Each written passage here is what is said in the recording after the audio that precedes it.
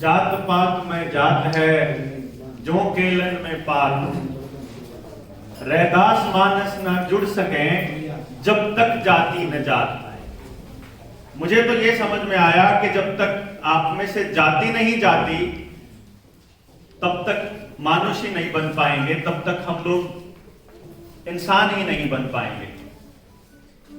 ये रविदास जी ने दुनिया को बताया। संत रविदास जी, जिनको संत शिरोमणि भी कहा जाता है, उनकी जयंती मनाने के लिए हम लोग इकट्ठा हुए। मैंने उसमें पैम्फलेट में नाम देखा संत गाडगे जी का। दिमाग में आया, पहले छोटे थे किसी ने बताया था मुझे कि ये वही संत गाडगे हैं क्या जो महाराष्ट्र के अमरावती में पैदा हुए थे और जिन्होंने अपनी मर्जी से दरिद्रता चुनी थी। महाराज गाडगे भी बोला जाता है इनको। अपनी मर्जी से दरिद्रता चुनी, अपने एक हाथ में झाड़ू लेकर के, सिर के ऊपर अपना बर्तन लेकर के उल्टा, और गांव-गांव जाया करते थे। जिस भी गांव में घुस जाया करते थे वहीं से सफाई करना शुरू कर देते थे। लोग आकर के पूछते थे कि कौन है ये, कौन है ये, और वो कहा करते थे कि अपने परिचय दिया करते थे कि मैं दास गाडगे हूं। बाद में लोगों ने उनको संत गाडगे बोलना शुरू किया, क्योंकि उन्होंने अपनी शिक्षाओं में एक ही बात कही कि तुम अगर ये चीज अपने जीवन में उतार लो जो मैं तुम्हें कह रहा हूं, तो मानता हूं कि तुम मेरे अनुयायी हो या मुझसे मोहब्बत करते हो, नहीं तो कुछ नहीं। दीना भाना जी के बारे में कहा जाता है कि अगर दीना भाना जी नहीं होते तो बहुजन समाज को काशीराम जी नहीं मिलते। काशीराम जी नहीं मिलते तो आज जो ये बात हम कर रहे हैं कि राज नहीं होता, राज नहीं होगा तो उत्थान नहीं होगा, ये कहने की भी हमारे को शायद इतनी समझ भी ना आती। मैं इसको ऐसे समझता हूं। तो इन संतों की संयुक्त जयंती पर आप सभी महानुभावों को, आप सभी सज्जनों को, सभी बुद्धिजनों को मेरा प्रणाम है, और एक बार जोर से बोलेंगे जय भीम। देखिए, लड़ाई तो हम लोग लड़ रहे थे संविधान को बचाने की ही। जैसा कि शमशेर भाई ने बताया आपको कि वो आर्टिकल ही समझ में आए इनको कि मैं कोई ये बात नहीं कर रहा हूं कि किसको क्या लगाना चाहिए नहीं लगाना चाहिए, अपना वो वाक्य नहीं है, लेकिन जो षड्यंत्र है वो समझ में आ गया और उसकी आड़ में डिजास्टर मैनेजमेंट थोप करके हम लोगों को जबरदस्ती हमारे साथ लगातार की जा रही है। हमारा तो विरोध उस चीज का था कि मेरे साथ, मेरे बच्चे के साथ, मेरे परिवार के साथ जबरदस्ती का कोई मतलब नहीं होना चाहिए। कारण क्या है? आज आपके साथ जबरदस्ती हो रही है, लेकिन ये जबरदस्ती आने वाले वक्त में आपकी आदत बन जाएगी। 21 दिन लगातार एक काम कर लेते तो आदत बन जाती है। हरियाणा सरकार ने 3 दिन पहले आप लोगों के प्रेशर में, जनता सरकार के प्रेशर में, जनता की सरकार जो बनी उसके प्रेशर में सारी पाबंदियां हटा ली कि किसी को मुंह ढकने की जरूरत नहीं, किसी को सर्टिफिकेट दिखाने की जरूरत नहीं। और आदत की परिकाष्ठा देखिए, पराकाष्ठा देखिए कि हमारे 2 बच्चों ने आप भी लगाया हुआ है। आदत बनी हुई है, पता नहीं क्या। उनके माँ बाप समझाते नहीं है क्या? उनका मुंह अगर ऑक्सीजन ठीक से नहीं जाएगी तो अंदर से फेफड़े खोखले हो जाएंगे। आप अपने बच्चों को बीमार होने के लिए तैयार कर रहे हैं। हम समझा नहीं सकते माँ बाप अपने बच्चों को। जिस तरह से कुएं में पड़ते टाइम अगर बच्चा जिद भी कर रहा हो और वो कुएं की तरफ जा रहा हो तो माँ बाप अपनी जान की जोखिम डाल करके उसको बचाएंगे कि उस कुएं में नहीं पड़ना चाहिए बच्चा हमारा, क्योंकि उधर उसकी जान जोखिम में जा रही है। और आज बच्चा जब अपने आप से गलत रास्ते पे जा रहा है जो कि उसकी जान को जोखिम में डाल रहा है, तो हमें रोकना चाहिए। इसीलिए कई बार मैं माँ बाप को टोक देता हूँ, बहुत बुरा लगता है, लेकिन वो बच गए, उनको पता भी नहीं है। बहुत से लोगों को तो ये भी मालूम नहीं है कि हम उनकी लड़ाई लड़ रहे हैं। अब जब किसान आंदोलन में थे लगातार, मैं तो 1.25 एकड़ का जमींदार हूं, मेरे को क्या पता। शमशेर भाई ने बताया कि आप लोगों की तरफ से वो समर्थन नहीं मिला। मैं आपको बताऊं, आंदोलन के दौरान मैं जब लॉकडाउन में सारे लोग थे, हम लॉकडाउन में रुके नहीं एक दिन भी, पर जब रुक जाते थे तो फिर तो कहीं बाहर निकलना ही नहीं होता था। बाहर खाम खाई किसी से बहस करेंगे, तो उससे बेटर यह था कि चलो बैठ के कुछ अध्ययन कर लिया जाए। अध्ययन के दौरान मुझे किसान आंदोलन क्यों हो रहा है और क्या है खेती के कानून, ये पढ़ने का मौका मिला। यहीं से बात शुरू करूंगा और मुझे जितना आप लोगों ने वक्त दिया है, मैं आप मुझे बता देंगे तो मैं अपनी बात को विराम दे दूंगा, क्योंकि मेरे पास बोलने के लिए 30-40 घंटे का समय है आप, और इसलिए और मैं लगातार बोल सकता हूं, 9 घंटे तक तो मैं बोल सकता हूं, 9-10 घंटे तो मैंने चेक किया अपने आप को। तो आपके 20 मिनट में से मैं 2-4 मिनट चाहूंगा, अगर आप लोगों की इजाजत हो तो, कि जो आने वाले वक्त में आप लोगों के साथ षड्यंत्र होने वाला है, जो बुखार के नाम पर आपको अब दोबारा से घरों में कैद करने वाले हैं। अभी तो कुछ टाइम के लिए किया इन्होंने, अभी टेलीविजन पे वो गेंद आने लग जाएगी, आ रहा है नया वेरिएंट, बहुत खतरनाक है, 3 में से 1 की होगी इसमें मौत। हो सकता है कि किसी को साइड इफेक्ट हो रहे हो सकता है कि इस बूटी का बूस्टर लिया हो इसलिए अब उनको जान को खतरा हो रहा हो, लेकिन ये क्या कहेंगे कि नया वेरिएंट आया, वो खतरनाक है। तो उस बुखार में अपने को कैसे बचाना है, उस जागृति में हम लोग निकले हुए हैं। मेरा भाषण बेशक कम हो जाए, मुझे इस बात से नहीं फर्क पड़ता है, लेकिन मैं चाहूंगा और आपकी इजाजत भी चाहूंगा मंच की कि सुशील भाई को 2 मिनट मेरे ही टाइम में से दे दिया जाए, अगर ये लगता है। सुशील भाई एक बार आप बता दीजिए प्लीज इनको, फिर मैं अपनी बात को जारी रखूंगा, आपके जो भी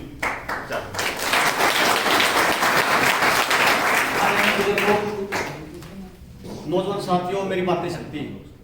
देखिए, 2-3 चीजें मैं भी पहले आपसे पूछ लेता हूं, क्योंकि मैं ये मान के बैठा हूं कि यहाँ पे एक कोई भाषण प्रतियोगिता नहीं चल रही। यहाँ पे हम एक समाधान के लिए आए हैं, जो जाति का खासकर जो शब्द आया है, तो इसमें बहुत सारे वक्ता जो हैं वो आपके हिसाब से बोल रहे हैं, लेकिन मैं ये चाहता हूं कि अगर आप जाति की बात कर रहे हो तो हम ऐसी बात भी करें, हो सकता है वो कड़वी हो, लेकिन इस जाति की जो दीवार जो दिन दिन बड़ी होती जा रही है, इसको गिराने के लिए क्या किया जाए। उससे पहले मैं बुखार पर चर्चा कर लेता हूँ। देखिए, ये भी सत्य है कि बुखार लोगों को आया है, और ये भी सत्य है कि कई बार बिना जो बुखार हो उसमें लोग मरे भी हैं, ये सच्चाई है। तो इसमें क्या पूरा मामला था, जब हमने इस पे काम करना शुरू किया तो मैंने जब स्टार्टिंग में जब देखा कि न्यूज टीवी पे आ रही है कि आपके देश में भी कोरोना हो सकता है, तो कोरोना देश में आया। फिर न्यूज आई कि आपके शहर में भी आ सकता है, तो शहर में भी आया। फिर ये भी न्यूज आई कि गांव में भी आएगा, तो गांव में भी आया। तो इसमें हमें थोड़ा शंका ये हुई कि पहले न्यूज आ रही है, उसके बाद बीमारी आ रही है। तो जब हमने इस पर पढ़ना शुरू किया, खासकर मैं आयुर्वेद में काफी इंटरेस्ट था, और जब मैंने पढ़ना शुरू किया तो कोई आप में से कोई साथी, जब आप महर्षि चरक को पढ़ोगे, महर्षि चरक संहिता किताब है, चरक संहिता में जब पेज नंबर आप 591 पर जाओगे, और जब मैंने जबर चिकित्सा पढ़ना शुरू किया तो जबर चिकित्सा मैंने जाके देखा कि जो आयुर्वेद में महर्षि चरक ने जो बताया है, बुखार बताए 248 तरह के, और 248 तरह के बुखार बताए, वो बताए 6 ऋतु होती है, 6 ऋतु में 248 तरह के बुखार बताए। फिर मैंने इसमें जो चीज, मुख्य चीज में इसमें निकल के आई थी, जो पहली जो लहर आई थी वो आई थी बसंत ऋतु में, जिसको हम फागुन बोलते हैं, 15 मार्च के बाद, और दूसरी लहर जो आई वो भी 15 मार्च के बाद आई, 2 महीने तक है। तो इसमें जब मैंने वसंत ऋतु में गया तो वसंत ऋतु में खास तौर पे कफ के बुखार का जिक्र था, और कफ के बुखार को जब मैंने पढ़ना शुरू किया तो उसमें बड़ा स्पष्ट लिखा था, आज से 5000 साल पहले लिखा था कि 32 लक्षण कफ के जबर के हैं, जैसे छींक आना, गर्म चली जाना, जुकाम होना, तेज बुखार होना, शरीर का टूटना, भूख का ना लगना, इस तरह 32 के 32 लक्षण। मान लीजिए बाथरूम का रंग सफेद हो जाना, कफ का रंग सफेद हो जाना, 32 के 32 लक्षण आज से 5000 साल पहले महर्षि चरक बताते गए हैं। तो जब मैंने देखा कि ये तो पूरा खेल जो है इस बुखार में उन्होंने खेला है, अब उसमें ऋषि ने ये भी बताया कि आप किसी भी बुखार को अगर बिगाड़ोगे तो आपको मार देगा। अब इन्होंने क्या किया, जो मैंने मेरे उसमें भी देखा, इन्होंने क्या किया, इन्होंने जैसे डॉक्टर साहब के कोई साथी थे, कोई बड़े डॉक्टर थे, मैंने कहा डॉक्टर साहब आदमी बहुत मरे हॉस्पिटल में। उसने कहा अचंबा ये नहीं कि आदमी हॉस्पिटल में जाके मरा, अचंबा ये है कि हॉस्पिटल से व्यक्ति जिंदा कैसे वापस आ गया। कि पूरा प्लान था आपका किस तरह बुखार बिगाड़ा जाए, आपका प्रोटोकॉल था। मैंने उस मौसम के बुखार में देखा, मेरे पास बहुत सारे कॉल आते थे, क्योंकि मैं लगभग उस समय भी बोलता था, उस समय मतलब वो बुरा लगता था, लेकिन मैं बोलता था कि बुखार सामान्य बुखार है। उस समय ये कॉल थी, उसने मुझे लक्षण बताए, मैंने कहा आपको टाइफाइड, आप चेक कराइए। सरकार ने जानबूझ के टाइफाइड को चेक करने की लैब भी बंद कर दी, सिर्फ एक चेक होता था, और उसी का प्रोटोकॉल था, प्रोटोकॉल हिसाब से दवाई दी जाती थी। जो लोग मरे वो मरे ज्यादा टाइफाइड से, नमूनिया से, लेकिन प्रोटोकॉल में जो दवाई दी गई उस बुखार की दी गई जिसका उस बीमारी से कोई रिलेशन ही नहीं था।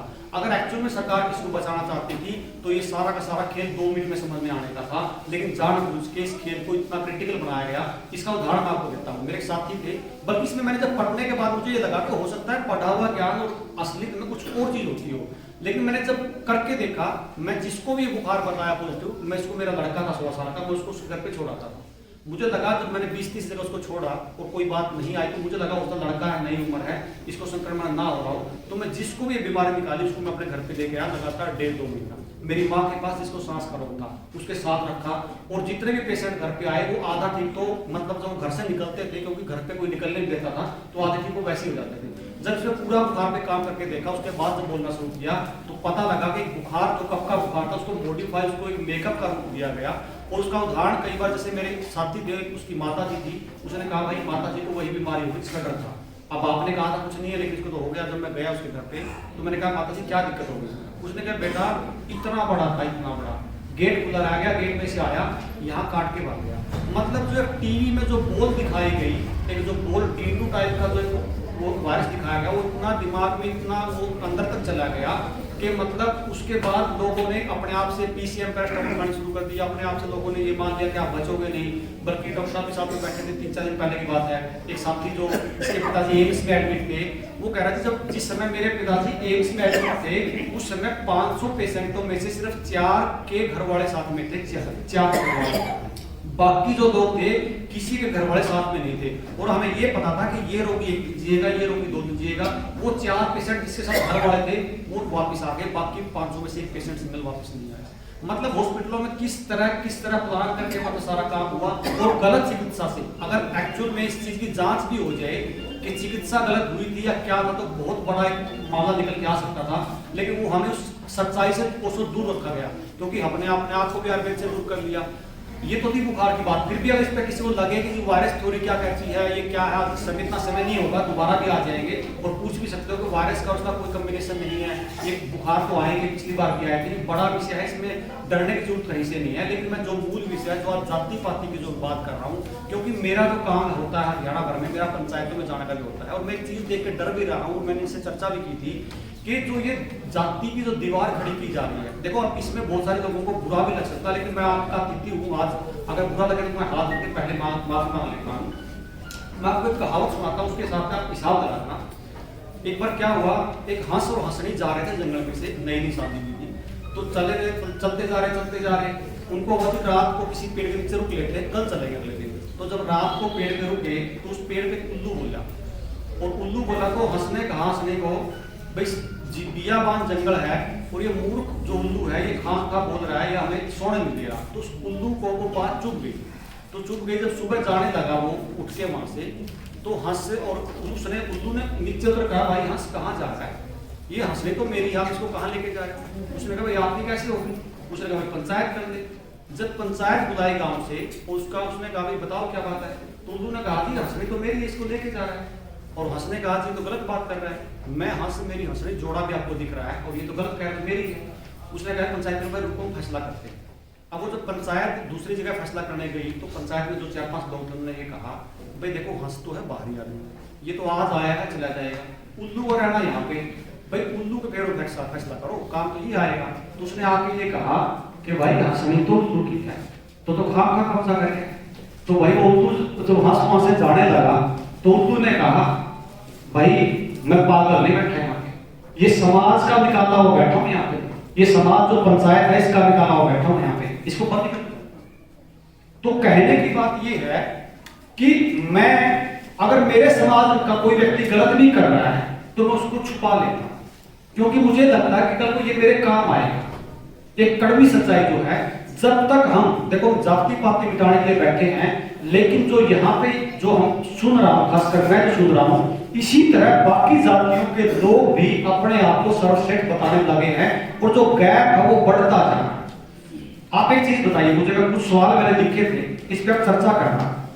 जैसे मान लीजिए मैं मेरी बताता हूं, मैं जब छोटा था तो मेरे जो ज्यादातर साथी थे वो जैसे हरिजन समुदाय से थे, मेरा क्लास में इकट्ठा जाना होता, घर में इकट्ठा होना होता। मेरी माता कहती बेटा तू है ना गलत कर रहा, मैंने कहा कोई बात नहीं मैं गलत कर रहा हूँ, लेकिन मैं करूंगा। मैंने नहीं मानी, और मैं साथ में सोना सब कुछ काम करता था। और मैं जब बिल्कुल छोटा था तो आंगनबाड़ी में जाता, इतनी कर दो बस, आवाज जाए, मेरी आवाज बहुत तेज है वैसे।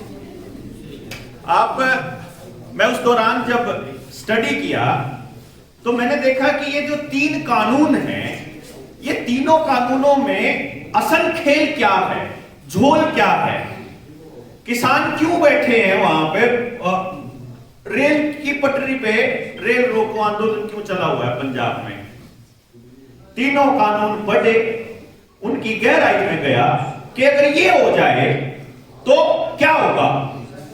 जैसे मैं आपको एग्जांपल देता हूं, एक छोटी सी बात, आप लोगों में से पता नहीं कितनों को पता होगा, पर मैं एक छोटी सी बात बताता हूं। एसेंशियल कम्युनिटी एक्ट के बारे में शमशेर भाई ने आपको बताया, उसमें एक लाइन थी कि अब जो है कोई भी प्राइवेट फर्म या कोई भी इंसान, मतलब कुछ कोई भी जितना मर्जी भंडारण कर सकता है। इधर से तो ये कह दिया, साथ में ये कह दिया कि भाई LIC के लिए अलग से प्रोग्राम चला हुआ है। ओ सॉरी, या क्या नाम था इसका? FCI, food corporation of India. जो FCI के गोदाम है ना, उनमें भंडारण की जरूरत नहीं है। FCI के लिए खरीदने के लिए, अनाज खरीदने के लिए जरूरत नहीं है, उसके लिए अलग कमेटी काम कर रही है। इसके अंदर ये कह दिया कि जो मर्जी जितना मर्जी भंडारण कर सकता है। साथ के साथ उसने ये कह दिया कि अगर कोई प्राइवेट फर्म, अगर कोई कंपनी जिस एक्सपोर्ट कंपनी है और उसको ऑर्डर मिला हुआ है एक्सपोर्ट का, तो उसकी एक्सपोर्ट की लिमिट होने तक एक्स्ट्रा ऑर्डिनरी कंडीशंस में भी आप उसका अनाज नहीं ले सकते। और होता क्या था मैं आपको बता देता हूं कि देश के पास जितना अनाज पड़ा हो, अगर मान लो देश में एक्स्ट्रा ऑर्डिनरी कंडीशंस आ जाएं, यानी कि युद्ध हो जाए, महामारी हो जाए, कोई बाढ़ आ जाए, कोई सूखा पड़ जाए, तो ऐसे कंडीशन में सरकारों को जरूरत से ज्यादा ताकत मिल जाती है और वो निर्णय अपनी मर्जी से ले लेती है। तो काम चलाने के लिए चाहे किसी का पैसा लेना हो टैक्स लगा के, या किसी से अनाज मांगना हो, या किसी से और कोई चीज मांगनी हो, तो सरकारें जबरदस्ती भी कर लेती हैं ऐसे टाइम पे। जैसे अभी हमारे साथ जबरदस्ती हुई, हमें सड़क पे उतरते ही मारे गए। तो उसमें यह कहा कि प्राइवेट कंपनी के, यानी कि फूड चेन जो पार्टनर्स हैं, जो एक्सपोर्टर्स हैं, प्राइवेट इंस्टीट्यूशंस हैं, उनसे आप अनाज नहीं ले सकते, उनको आप भंडारण की कोई लिमिट नहीं होगी और दाम के ऊपर कोई कंट्रोल नहीं होगा जब तक कि खाने वाली चीजों का दाम एक साल में 1.5 गुना तक ना हो जाए। यानी कि अगर 20 रुपए किलो अनाज खरीदा है किसान से, तो पहले दिन लेते ही 29 रुपए 99 पैसे बेच सकता है दुकानदार आपको, अगले साल उसका 1.5 गुना, अगले साल उसका 1.5 गुना, यानी कि 5 साल में आप जो अनाज खरीदते हो वो 5 गुना हो जाता। FCI के पास गोदाम नहीं होते तो आपको कोटे से राशन नहीं मिलता, कोटे से राशन नहीं मिलेगा, ये बात उन्होंने टेस्ट करके देख ली है। सर्टिफिकेट नहीं दिखाओगे तो कोटे से राशन नहीं मिलेगा। और साथ के साथ आप देखिए, खाना कंट्रोल है अगर आपका, तो आप कंट्रोल में हो। कई लोग बोल देते हैं कि यार फिर इनका मकसद क्या है। एक लाइन में अगर इसका मकसद बताया जाए तो एक लाइन में इस पूरे खेल का मतलब है, आप पूरी तरह से सरकारों के ऊपर डिपेंडेंट होने चाहिए और सरकारों के नियंत्रण में होने चाहिए।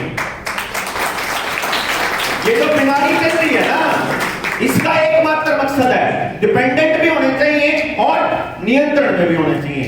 डिपेंडेंट हो गए और भूखे मरते होंगे तो लत्ते पाड़ोगे, लेकिन अगर आपके शरीर में ऐसी चीज चली जाए कि आप उसकी अगली डोज के बिना दिन पाड़ने की भी आप में हिम्मत ना हो, तो आप क्या करोगे? जैसे नशेड़ी होता है, नशेड़ी आदमी को अगर नशा नहीं मिलेगा तो ऐसे करके मांगता है, वो कुछ ले लो, घर ले लो, बार ले लो, बर्तन ले लो, पैसे ले लो, जेवर ले लो, यहां तक कि अपनी बहू बेटियों को भी अगले के सामने सौंप देता है नशेड़ी आदमी। आपके शरीर में अगर ऐसी कोई चीज आ जाए कि आपका इंटरनल इम्यून सिस्टम खत्म हो जाए, तो उसके बाद आपको हर 6 महीने ऐसे ही गिड़गिड़ाना पड़ेगा, राशन के लिए भी, चलने के लिए भी। ये खेल था इनका और बहुत जल्दी प्रोपेगेंडे का पता चल गया। अब तो कह देंगे, अब तो धीमा हो रहा है, लोगों ने विरोध करना शुरू किया, बोला हम तो स्कूल खोला है भाई 1 तारीख तक। सरकार का गिले बयान आ गया शिक्षा मंत्री का, हम 3 तारीख तक खोल देंगे भाई, ताकि लोग न्यू कहते हैं अब भाई चल 3 ना तो खुलेंगे, क्यों 3 दिन खतर रोड़ा करा। लोगों ने कहा आप नहीं, चलो फिर सर्टिफिकेट तो दिखाना पड़ेगा। लोगों ने कहा आप कौन दिखाते सर्टिफिकेट, कोई कितने ना कोई डीसी दफ्तर में जाएगा सर्टिफिकेट लेगा ना कुछ और। सरकार बोली चल फिर हटा दी सारी प्रतिबंध। क्यों? हरियाणा में रहा कोई, हरियाणा में लोगों ने टेस्ट कराने बंद कर दिए तो बीमारी चली गई। टेस्ट करवा लोगे फिर आ जाएगी। इसीलिए तो आशा वर्कर्स को, आंगनबाड़ी वर्कर को धक्के से टेस्ट करने का मौका, धक्के से टारगेट दिया गया, जिस तरह से ये टीके लगाने का दिया गया। आपको मैं जब सुन रहा था शिव भाई को, तो उसने बड़ा साफ साफ षड्यंत्र को खोलने की कोशिश करी है, बड़ी पता नहीं सबको है। यही कारण है कि आज आप लोगों के बीच में बोलने का मौका दिया, नहीं तो हमारा उपलक्ष्य तो जो है वो रविदास जयंती और जो 3 जयंतियों को इकट्ठा मनाने का था। तो क्यों ये बात करनी जरूरी थी? ये बात करनी इसलिए जरूरी थी कि आप नियंत्रण में कैसे रहोगे। आप नियंत्रण में ऐसे रहोगे अगर आपने किसी को, अगर आपने बाबा भीमराव अंबेडकर को छोड़ दिया और उनका नाम लेके राजनीति करने वालों के पीछे हो लिए, तो आपको बेच दिया जाएगा।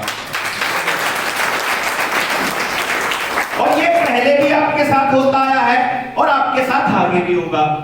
ये सबको बेचा। आपका नाम का मतलब मैं भी शामिल हूं आप में। हमारा कोई आएगा चौधरी चरण सिंह का नाम लेके बेच देगा, वो चौधरी छोटूराम का नाम लेके बेच देगा। आप ये और ये उधर से उनको बोल देंगे महर्षि वाल्मीकि का नाम लेके कर देंगे काम। उनने जाऊंगे मैं परशुराम का नाम लेके, उन्हें बेच देगा कोई। ये बेचना खरीदना चलता रहेगा। कब तक चलता रहेगा? ये तब तक चलता रहेगा जब तक आपको इन षड्यंत्रों को समझने की अकल ना आ जाएगी, जब तक आपको ये नहीं पता लगेगा कि रिजर्वेशन का जो मतलब बाबा भीमराव अंबेडकर ने दिया था, जो सोच करके शुरुआत की थी, क्या वही हो रहा है? क्या रिजर्वेशन का वही मतलब है? आज रिजर्वेशन का एकमात्र टारगेट है, एकमात्र काम है कि वो समाज में खाई को बढ़ा रहा है। आपको बताएगा कि ये जो जर्नल वाले हैं ये खागे मारा, और जर्नल वाला तो कहोगे कि आप लोग जर्मनिया जो रिजर्वेशन वाले हैं ये खागे। दोनों को ये कहा जाता है। एक जगह बैठे थे, बोला हमारे तो बड़का का नाश रिजर्वेशन वाला कर दिया। मैं बोला ओ बात सुन रहे ना, हाँ कौन सी भर्ती की बात करे, भर्ती बता। बोला ये इतनी बड़ी भर्ती हुई, बोला इसमें इतना % तो रिजर्वेशन था। अच्छा फिर वह ग्रुप डी की भर्ती, सबसे बड़ी भर्ती वही हो गया पिछले 7 साल में। 18,000 भर्ती हुई, जिनमें तो लगभग 10,000 बालक तो नौकरी छोड़ गया। हालत देख के क्यों मैं थे तो बेचारे कितने प्रोफेसर बन गए, ला दिए बच्चे पढ़ासी। तो मैं बोला 18,000 भर्ती हुई। मगा हाँ एक काम कर, सारे के सारे बिना रिजर्वेशन वाले ला दे, फिर तेरे वाले सारे ला देंगे। कोई एक जात बता दे जिसमें सिर्फ 18,000 बालक हो, या चल सारे रिजर्वेशन वाले ला जा, फिर रिजर्वेशन वाला का उद्धार हो जाएगा के? मतलब ही नहीं है। आपको ये तो दिखाया जाता है कि उसने कर दिया नाश, उसने कर दिया नाश, उसने कर दिया नाश। असली नाश तो उसने करा जिसने बेरा है गलत हो रहा है वो चुप है। असली नाश करनिया वो है समाज में। अगर आदमी वह बात, सुशील वाली बात के ऊपर फिर से बात कहूंगा, अगर पंचायत की बात कहना बंद कर देंगे, न्याय की बात कहना बंद कर देंगे, अगर किसी के ऊपर भी अन्याय हो रहा है, चाहे वो किसे जात का हो, किसे धर्म का हो, गरीब हो चाहे अमीर हो, जिसके ऊपर गलत हो रहा है उसके साथ खड़े नहीं होंगे तो हम है नाश करनी है। असली बात तो क्या है? गलत को गलत कहना बंद कर दिया। इसीलिए हमारे बुजुर्गों को, पुलिस वालों की हिम्मत होगी कि चौपाड़ में चढ़ कर मोहल्ले में आके लट मार गए।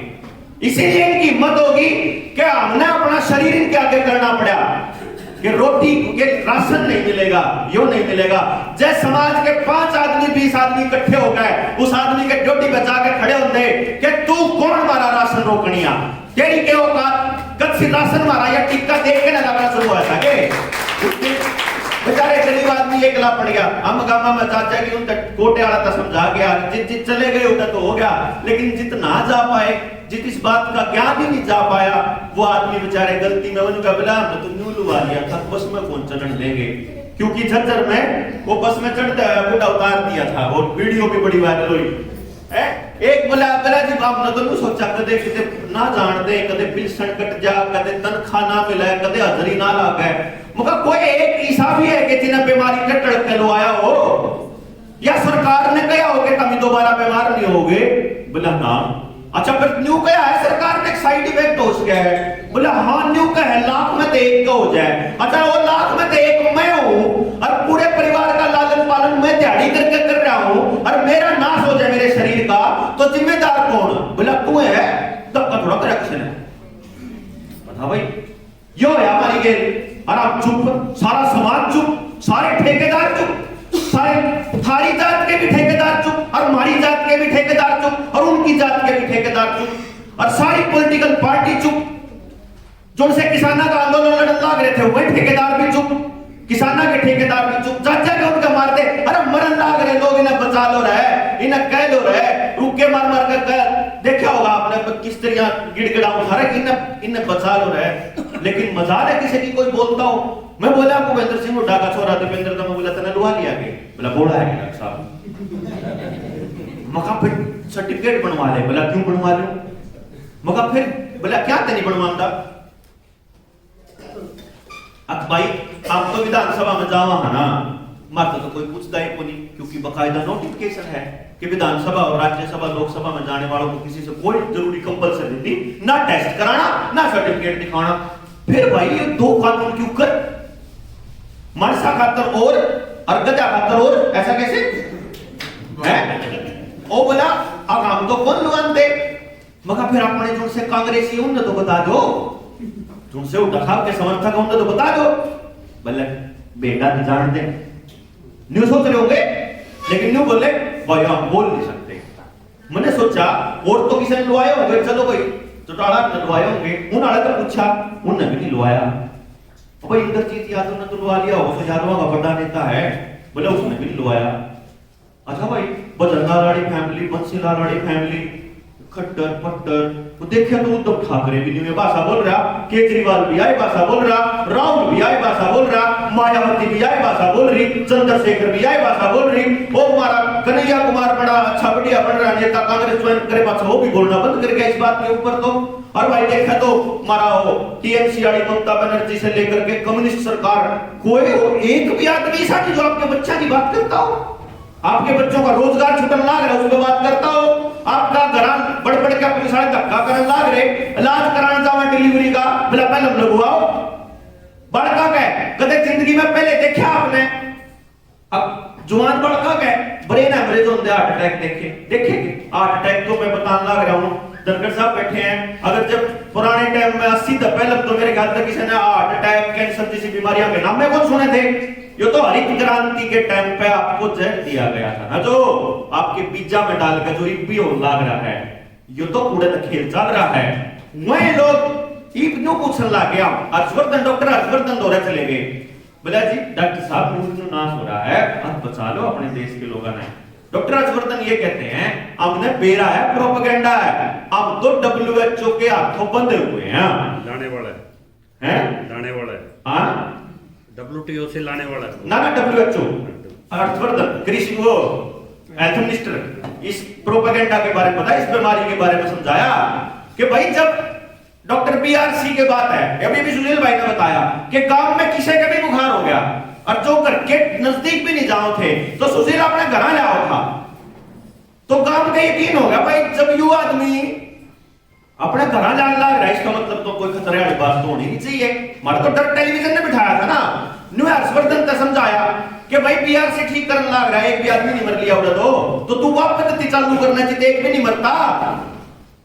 प्रधानमंत्री ना होना तो चाहिए था न्यू कि भाई आयुर्वेद का प्रचार करे, होम्योपैथी का प्रचार करे, नेचुरोपैथी का प्रचार करे, लेकिन उल्टा उनके खिलाफ नॉन अवेलेबल वारंट काट दिए। अच्छा जब डॉक्टर हर्षवर्धन को गया कि भाई मेडिकल लाइन में इतनी गलत चीजें हो रही हैं, तो डॉक्टर हर्षवर्धन कहते हैं हम तो WHO के हाथों बंधे हुए हैं। जब खेती के कानूनों पर बात करें तो हमारा वो जो कहते हैं हम तो WTO के हाथों बंधे हुए हैं। अच्छा इस फिर हुआ जो खेती के कानून पढ़ते एक साथ में समझ में आ गया था, आंदोलन तो बाद में शुरू हुआ, सितंबर 2020 में पिपली कांड होया था, सितंबर तक पहले जुलाई और अगस्त में तो मैं पंजाब जा गया था रेल रोको आंदोलन में। मेरे तेन कहा करते तेरे की बढ़त भाई, तू तो कोचिंग सेंटर चला हुआ है, कोचिंग सेंटर तो बढ़िया धंधा तो नहीं होगा, और मैं तो बोलूं भी ठीक ठाक हूँ और पढ़ाऊं भी बहुत गजब का हूँ, और मेरा तो काउंसलिंग सेंटर भी ठीक है। मैंने सब कुछ छोड़ के जानने की जरूरत थी, क्योंकि मेरे न्यू समझ में आ गया कि यो खाली खेती के कानून का मसला नहीं है, असली मसला तो ईब शुरू होगा, असली खेल तो ईब शुरू होना है। और वो होया किलकी मार मार समझाया सब है, लेकिन नहीं आया समझ। मैंने शुक्र मनाऊं बैठ कर रोज सामने कि चल आज इतने आदमी और जाग गए, आज इतने ओरा के समझ में आ गई, आज इतना का ओरा के समझ में आ गई। लेकिन एक बात समझ लियो, अगर घर घर अपने को ये समझाना नहीं सिखाया, मैं तो ये कहूं, मेरे ख्याल से 3 संतां की जीवनी के ऊपर बात करने, जयंती के ऊपर बात करने इकट्ठे हुए, और मैंने देखा, मैं तो कुछ भी नहीं बोला इन संता के ऊपर, लेकिन मैं शब्द गणा बोलिया है? इनकी जयंती मनावा, हाँ, इनकी जिंदगी तो रखनी चाहिए हमारे बच्चों के आगे। इनने संत क्यों कहा? हाँ पा इनने अपना आपा छोड़ के समाज के लिए काम करा था, तो संत बने, तो परमात्मा भगवान वाली कैटेगरी में आके खड़े हुए हैं, न्यू ना खड़े हुए हैं। इनकी जयंती पे इकट्ठे हुआ, हाँ, इस इकट्ठे होने का एक मैं यूं मानू हूं, इस इकट्ठे होने का बनने का एक फायदा खा लो, अपने बादशाह ने जगान सिखा लो और खुद भी सीख लो। जय बात करते रहोगे या ये जो अब तक चल रही है, तो जुगर नाश होने लग रहा है, न्यूए होता रहेगा। कितने तो पढ़ा लियो, कितनी रिजर्वेशन मिल जाइयो, हमने भी मिल जाइयो, चाहे कितनी है उन्हें भी मिल जाइयो, और किसी ने कितनी मिल रही हो, कुछ कौन हो है। जो 70 साल में जिस रास्ते से चल रहे थे, अगर उस रास्ते से अब तक सबको सम्मान नहीं मिला है, अगर सबको रोटी का अधिकार नहीं मिला है, अगर सबकी जिंदगी बेहतर नहीं हुई है, तो इसका मतलब रास्ता गलत है। अगर कुछ पूंजीपतियों के हाथ में सब कुछ आ रहा है, और कुछ लोग आज भी तड़के से लेकर रात तक इस डिस्कशन में बैठने लायक भी टाइम नहीं है, बेचारा हो रहा है एतवार में भी, क्यों के सोचे हैं कि घर ठीक ठाक चलाने खातर, बड़का ने पढ़ाने खातर ओवर टाइम करे हैं, और तड़के से लेकर सांझ तक, सोमवार से लेकर शनिवार तक काम करे हैं। एतवार ने फिर शिवर भर के बुला ले, प्रदीप भाई भर के बुला ले हैं, फिर बोला भाई छोड़ देना आज को, क्यों काम खाए, शायद दुखी रमाए, क्यों कर जागृति फैलेगी। आपको टाइम देंगे ही नहीं। नए लेबर कानून आ गए हैं, आपको दिन रात पेला जा सकता है, आपका इंसान होने का हक ही छीना जा सकता है लेबर कानून के दौरान। आगे पानी का कानून आन लग रहा है, बीज के कानून आन लग रहे हैं, प्राइवेट प्रॉपर्टी एक्ट आन लग रहा है, और जो लोहे का कानून आन लग रहा है, आग जलाने का कानून आन लग रहा है। आपकी गैस को तो कनेक्ट कर दिया जाएगा पाइपों के जरिए, आपके गैस को चूल्हे के अंदर, और गोश्त से अगर रोटी बना ली, जब गैस तो कमाओगे, जब गैस से तो रोटी बनानी होगी, तो गुलामी स्वीकार करनी पड़ेगी, और जब गोश्त से जलाओगे तो इतना जुर्माना लग जाएगा, घर बेच के भी बेटा नहीं छूटा है। 1 करोड़ रुपया जुर्माना किसान पर लाना शुरू करा था, वो टेस्टिंग थी। अगर देखाइन की गेल ना इकट्ठे हुए तो 26 आड़ा सरपंच होया, वो होया, ये तो इतने दिन भी आंदोलन न्यू चल गया कि नीचे हर तबके का समर्थन था। जब नेताओं के हाथ में होती तो 27 तारीख नहीं करना जा रहे थे, सारे के सारे लटका था, ये तो मुंह उठ गया था आंदोलन। और आपका भी आंदोलन अगर कोई नेता आकर के क्यों कहे तब बचान खातर यो आंदोलन लड़ांगे, और यो बचान का आंदोलन है, तो तू सोच लियो बेचड़ का है, बचान का नहीं, मात्रा गलत लागी उस पर। आपको बचाना केवल एक रास्ता है बचाने का, एक तो जो वह बात है, वह किताब पेरा हो आपने, जो बाबा भीमराव अम्बेडकर अपने पास अपनी बाजू में रखते हैं, आपको ये दिखाने के लिए कि इसने मत भूलो, इसने मत भूलो, या है असली चीज की जो बचा सके हमने, या ही बचा सके है, वो कुछ नहीं बचा सकती। और मैंने बता दो भाई कितना पढ़ रखा है संविधान, और कितने अपने बड़धान पढ़ा है, और कितने उस पर लड़े हैं। सबसे बड़ी बात कि छाती ठोक गए, कितना नहीं लड़ा इस महामारी के दौर में, अपना शरीर सौंप दिया का मतलब क्या है, सर्टिफिकेट बनवा लिया तो भी नहीं मान लिया, शरीर सौंप दिया, मतलब आप अपने शरीर की इज्जत नहीं कर पाए, बाबा भीमराव अम्बेडकर की इज्जत नहीं कर पाए, उनके संविधान की, इसका यो मतलब है।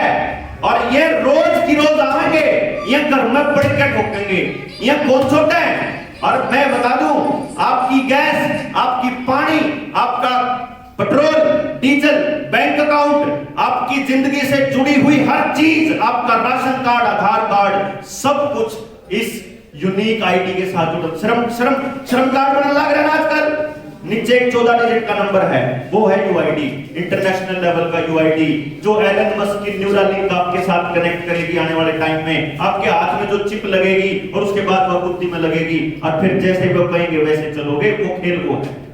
आज तो रोटी के लिए बोला है, नौकरी के लिए बोला है, कल को जीने के लिए आपको वो लगवाना पड़ेगा। इसलिए ये लड़ाई तो छोटी सी है जो यहाँ है, जो मैं कहूं या टीके पीके वाली, या तो बहुत छोटी सी है या तो तात्कालिक है, इस तरह लड़ लेंगे, फिर क्या करोगे?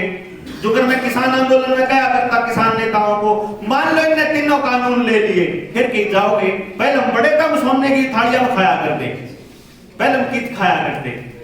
तो उससे बचने का तरीका क्या है? बालक पढ़े तो चुप कर पढ़े। इसे लोग भी हमारी जनता में, मेरी जात में नहीं, हमारी जात में, यानी एक रिजर्वेशन वाले एक नॉन रिजर्वेशन, तोड़न का मतलब है ना, दो मैं तो नारे नारे कह रहा हूं, नॉन रिजर्वेशन वाले बालका इब सरकारी स्कूल में कौन जावे है? गरीब का बच्चा, और गरीब में ज्यादातर रिजर्वेशन वाले हैं, ज्यादातर, सारे तो नहीं। इब मुए जो से रिजर्वेशन नॉन रिजर्वेशन वाले हैं, जो जर्नल वाले हैं ना, गणखरे मास्टर तो न्यू कौन पढ़ा देंगे, रिजर्वेशन वाले मारे बड़का का खाएंगे। इतनी नीच सोच है लोगों की। इस सोच पे काम किए बिना कैसे साथ ले लोगे उन्हें? और ये सोच जड़ों में दे रखी है, जड़ा में, हमारे जड़ा में पेद रखी है, यूं या चिन्नी हमारी जड़ा में गिर रखी है, निकल ही नहीं सकते। चुनाव का वक्त आएगा और अखबार के पहले पन्ने पे न्यू आ जाएगा, इतनी या फलानी जात इतनी है, फलानी जात इतनी है, और लोग सोचने उसका अर्थ लग जाए उसे हिसाब से। अगला मायावती वाले तो फलानी जगह जाओगे, चंद्रशेखर वाले फलानी जगह जाओगे, हुड्डा वाले फलानी जगह जाओगे, चौटाला वाले भी हम जाओगे, है जी। यो खेल हो रहा और यो चलता रहेगा। कब तक चलता रहेगा? जब तक आपको यही नहीं पता चलेगा कि लड़ना किससे है। क्या लगता है नरेंद्र मोदी या सोनिया गांधी चला रही है सरकारों को? ये तो कठपुतली है। ये दोनों से छिकलोगे ना तो नया चेहरा ईवान लग रहा है पंजाब में। यहां से प्रधानमंत्री का कैंडिडेट मैं दिखाऊंगा। मैंने जब नरवाना वाला केस हो जाता, वहां एक मेरी वीडियो वायरल हो रही है, महीने भीतर आपको चिप चिप चिप की खबर ना आवे तो आन लगी खबर, डोवाल के घर में बंदा बड़ा बड़ा चिप लग रही थी, वो चिप दिमाग में नॉर्मल हो जाए। ताकि कैसे होता है? जब आपके ऊपर अत्याचार करना होता है, नौकरियां सरकारी थी, प्राइवेटाइज करनी थी, आउटसोर्सिंग करनी थी, तो शमशेर भाई ने बताया सबसे पहले किन को लपेटा? सबसे पहले लपेटा दिल्ली के अंदर सफाई कर्मचारियों को। क्यों? थोड़े उनकी आवाज उठाने वाला वर्ग की कोई है को नहीं, हमारे वर्ग के कोई है को नहीं। वो बेचारे यूं सोचते हैं कि इनकी कौन आवाज उठा होगा, मैं पकड़ लिए, वहां ठेके से भर्ती करनी शुरू करी। चल भाई, क्योंकि हमारा तो मसला कौन था, अपन दोनों लाके ना, जे कोई दूसरा होता तो उसकी ठावांगे, महाराणा होता कोई किसान होगा तो मैं किसान का बेटा हूं तो किसान की ठाऊंगा। और एक ने ठेका ठा रखा है इनका मायावती का, एक ने चंद्रशेखर का, एक ने उड़ाड़ा, एक ने उनका, एक ने कांग्रेस का, तो वो ठेका किसी ने उसका ठा नहीं रखा, जिन ठा रखा था मैं इतने बोलते जितना होया। फिर आ गए कनेक्टर कर दिए थे 2018 में आउटसोर्सिंग तक, फिर थोड़े और सफाई कर्मचारी हरियाणा देखे करके अन्य करते करते करते करते एक मास्टर लग गया आउटसोर्सिंग का लाकर। अरे एक भी पोस्ट नहीं बचेगी जो आउटसोर्सिंग के अलावा होगी, ताकि खबरों में जब आने लगे तो आपको वो नॉर्मल लगने लगे। तो आने वाले वक्त में अगर आपको ये तो लगता है कि समाज ठीक दिशा में जा रहा है, फिर तो भाई किसी की जरूरत नहीं, किसी चिंतन की जरूरत नहीं, फिर तो ठीक ही चल रहा है। और जब यूं लगता हो कि भाई चल रहे हैं गलत, तो हमने एक देखो सारे अपना अपना प्रचार करें, पर मैं अपना प्रचार नहीं कर रहा हूं, असलियत ये बता रहा हूं कि बिना किसी पद के, बिना किसी संगठन के हमने एक निर्णय लिया कि भाई सुशील भाई आपने न्यू देखा कि ऐसा भी हो सका है कि कोई ऐसा संगठन भी बन सका है जिसका बिकना नामुमकिन हो। सुशील बोला ना भाई हो नहीं सकता, मगर जब वो संगठन होए ना फिर उसमें खरीदेगा कौन? भाई एक संगठन है और वो है ही नहीं, उसने क्यों कर खरीदोगे या उसने क्यों कर दबाओगे? हमने क्या करा, जनता सरकार मोर्चा बना लिया, मगर भाई इन लोगों ने वो मोर्चा बनाया है, यह आदमी इस संगठन में कदे कोई पद नहीं लेगा, ये संगठन ही नहीं बनेगा कदे भी, ना इसका खाता खुला है, ना इसमें कोई प्रधान बने, ना इसमें किसी ने जोधर मिले, ना इसमें कोई कम हुआ है, तो आप आई संगठन बना ला। अरे इस संगठन ते न्यू कह दा कि एक काम कर लो, तभी अपना नाम दे लो, चाहे अंबेडकर सरकार मोर्चा, हमने नहीं फर्क पड़ता कुछ, लेकिन विजन ये है कि आपके बच्चों को ये सिखाया जाए कि सरकार हम हैं, इस देश के मालिक हम हैं, नागरिक। हमने वोट दी थी ना, उस दिन तुझको ताकत दी थी कि जा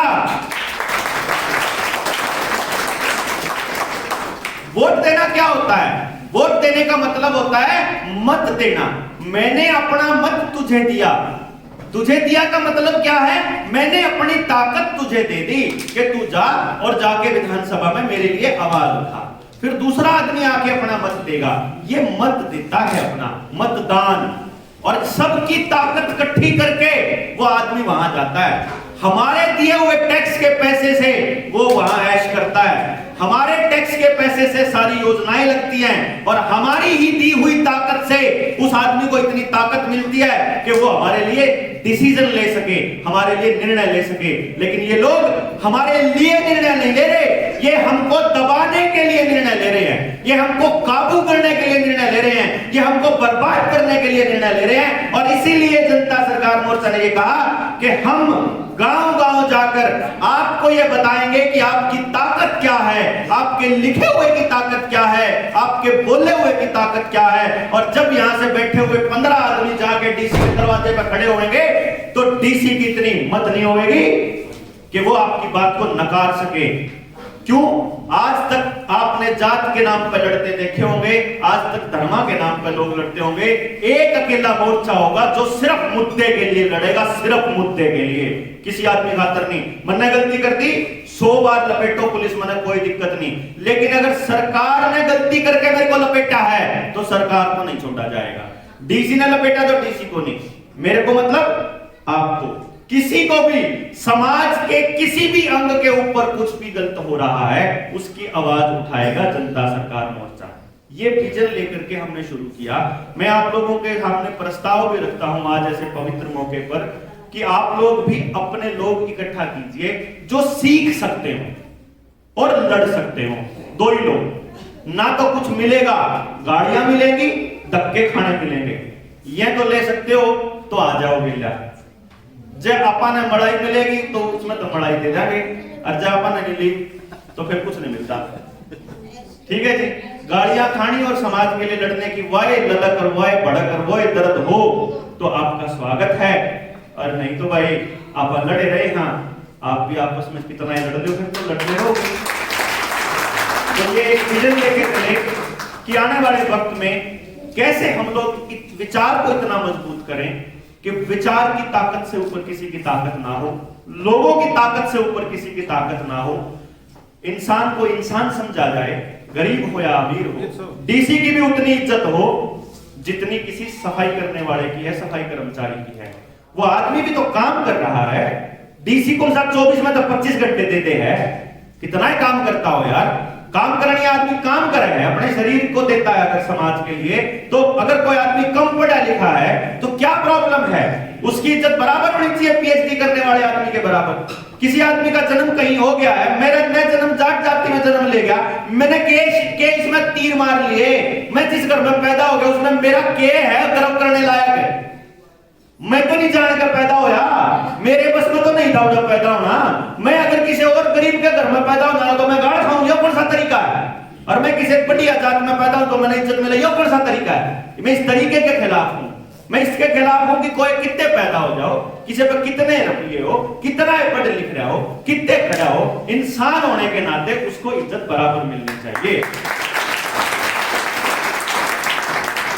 तो इस इंसानियत की लड़ाई में इंसान के बच्चे को इंसान होने का हक दिलाने के लिए जनता सरकार मोर्चा का गठन किया है। आप लोग अगर जो सीख सकते हैं तो आपको सारी चीजें सिखाएंगे। वो चीजें भी सिखाएंगे कैसे समाज के एक एक बच्चे को 100% रोजगार देने वाली पद्धति बने, कैसे आपको इन षड्यंत्रों से लड़ने की समझ दी जाए और ताकत भी दी जाए, समझ भी और ताकत भी। साथ के साथ अपना हम घरों के अंदर हम लोगों को ऐसे सस्ते करके एल्युमिनियम के बर्तन दे दिए और हम लोगों को बीमार होने के लिए तैयार कर दिया। क्यों नहीं वो चीजें सस्ती करते हैं जो हमारी जिंदगी के लिए और हमारे स्वास्थ्य के लिए ठीक है। आपको जानबूझ के केमिकल दिए जाते हैं, आपको जानबूझ के बीमार किया जाता है, और फिर उसके बाद दवाइयों के नाम पे आपको लूटा जाता है। और उसके बाद खेती में भी ऐसे ही होता है, नौकरियों में भी ऐसे ही होगा, समाज में जाओगे न्याय में भी ऐसे ही होगा, पुलिस में चले जाओगे वहां भी आपके साथ ऐसा ही होगा। आपकी सुनवाई करने वाला कोई भी नहीं होगा, क्योंकि आपने ऐसा समाज बनाया ही नहीं कि गलत के लिए बोलने लगे गलत है। जब मैं बोलने लगता हूं पड़ोसी में किसी के ऊपर गलती हो रही है तो जुल्म हो रहा हो, मैं उठ के चालन लागू तो मेरी घरवाली पड़ते से बाप पकड़ ले, तन्ने की ठिक्का ले रखा है, चल गया भीतर। कौन लड़ेगा फिर आपके लिए? जब मैं नहीं लड़ूंगा तो मेरे लिए कौन लड़ेगा फिर? यही कारण था, मैं तो अपने बच्चे को कह के निकल गया था जब ये इस लड़ाई के अंदर तो चले थे, हम नहीं जगाने, देखो जगाने चले थे।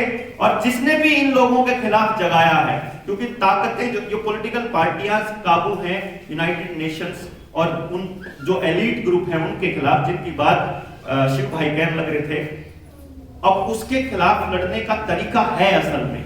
लेकिन वो समझ तो आए कि कैसे वो चेन तोड़ी जाए, कि गांव का पैसा गांव में रहे, आपके मोहल्ले का पैसा मोहल्ले में कैसे रहे, कैसे आप इनके बैंकिंग के ऊपर आधारित व्यवस्था को तोड़ सकते हैं, कैसे आप इन्होंने जो आपके अपने ऊपर डिपेंडेंट कर लिया, अपने ऊपर आश्रित कर लिया, उस चीज को कैसे तोड़ना है, इसको सीखना पड़ेगा, लंबी चर्चा करनी पड़ेगी। चाहे वो ट्रेनिंग सेशन एक दिन में समझ में आए, चाहे 2 दिन में, वो करने पड़ेंगे। अगर उस पर चर्चा नहीं करेंगे तो मुझे नहीं लगता कि इस जन्म में हम वो बदलाव देख पाएंगे जिसका सपना भगत सिंह ने देखा था।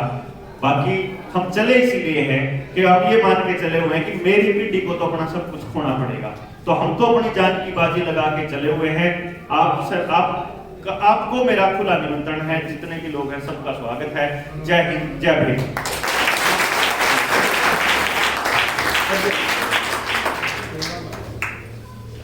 धन्यवाद डॉक्टर लाहा जी, सर ने अपना अच्छा वक्तव्य रखा।